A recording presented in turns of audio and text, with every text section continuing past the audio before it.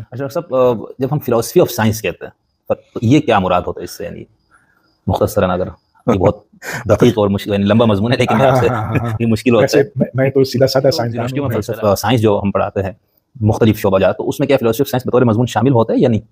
سب science اور سائنسیت، سائنٹسزم جس کو کہتے ہیں، اس میں کوئی فرق ہے یا یہ ایسے ہی اصطلاحات ہیں؟ ہاں بہت اچھا سوال ہے آپ کا. سائنٹزم تو آپ سائنسیت کو نہیں تسلیم کرتے اپنے لیے چیزوں کو دیکھنے، سمجھنے یا کوئی رائے فیصلہ دینے میں؟